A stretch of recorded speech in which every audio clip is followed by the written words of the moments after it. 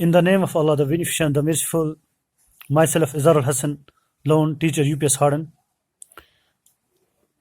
Today I am going to teach class 7th Social Science, Chapter 1, topic Environment. Assalamu alaikum, dear students. Stay home, stay safe. Dear students, please open your book, page number 1, chapter Environment. Dear students, first of all, we discuss about environment. What is environment? Environment, an ecosystem, also called an environment, is a natural unit consisting of all plants, animals, and microorganisms. Biotic factors in an or functioning together with all of the non-living physical biotic factors, abiotic factors and biotic factors, the environment. Environment mean, dear students, you know, environment mean माहौल, our surroundings, यानी कि हमारे आसपास जो इसका chain है. अगर हम देखें, प्लीज टर्न द पेज.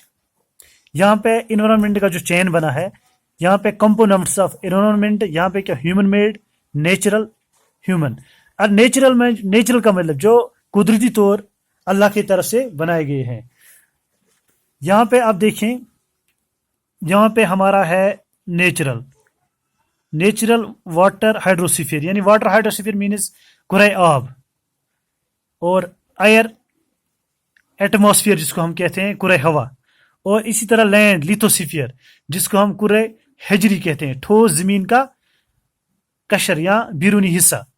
इसी तरह हमारा है लिविंग थिंग्स, यानी कि बायोस्फीयर जिसमें लिविंग थिंग्स रहते हैं, प्लांट्स जिसमें होते हैं, एनिमल्स जिस पे रहते हैं, इसको कहते हैं जमीन, यानी कि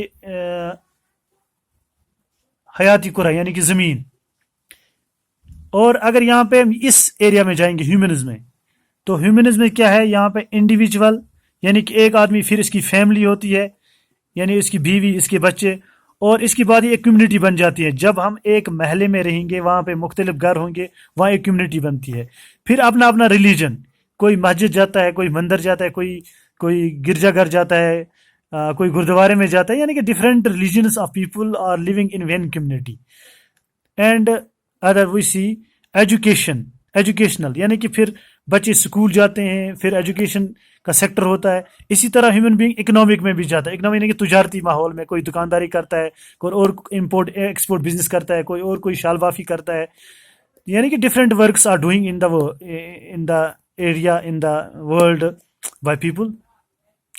पॉलिटिकल सिचुएशन, यानी कि अगर आप पॉलिटिकल सिचुएशन की बात करेंगे तो हम यहाँ पे जो हमारी पॉलिटिकल पार्टियां वो क्या करती थी, या अगर हम एनसी की बात करें, पीडीपी की बात करें, या कांग्रेस की बात करें, वो इलेक्शन लड़ते थे, फिर एक जमहूरियत बनती थी, फिर लोगों के काम हो जाते थे. इसी तरह अगर यहाँ पे ह्यूमन मेड है, ह्यूमन मेड में क्या हो जाता है, बिल्डिंग्स बनती है जो इंसान करते हैं, यानी कि पार्क्स बन जाती है, ब्रिजेस बन जाती हैं, रोड्स बन जाते हैं, इंडस्ट्रीज बन जाती है, और मोनूमेंट्स, यानी कि मोनूमेंट्स का मतलब यानी कि कोई यादगार चीज़ें, जैसे ताजमहल है हमारा, जैसे इसी तरह यहाँ पे है हमारा दरगाह शरीफ. इसी तरह का हम बात करें यहाँ पे ये गंडोला जो हिल्ट, ये पे गंडोला लिफ्ट, ये गंडोला लिफ्ट है, ये मुख्तलिफ चीज़ें ऐसी है.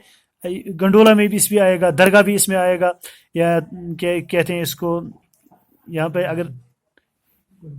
अगर हम यानी कि नाइट में जाएंगे, बड़ी मस्जिद वो भी एक मोनूमेंट है. इसी तरह ताजमहल हमारा मोनूमेंट है, यानी कि इंडिया गेट हमारा मोनूमेंट है. यानी कि डिफरेंट मोनूमेंट्स है हमारे इस स्टेट में, हमारे इस कंट्री में, हमारे स्टेट में भी याद है और कंट्री में भी है. अब क्या होता है कि यहाँ पे आप ये टर्म देखिए, फ्रॉम द एबो कन्वर्सेशन, कन्वर्सेशन का मतलब जो हमने गुफ्तगू, जो हमने हमारे सिस्टम देखा, जो हमने ये कंपोनेंट्स देखे, तो यहाँ पे क्या होता है,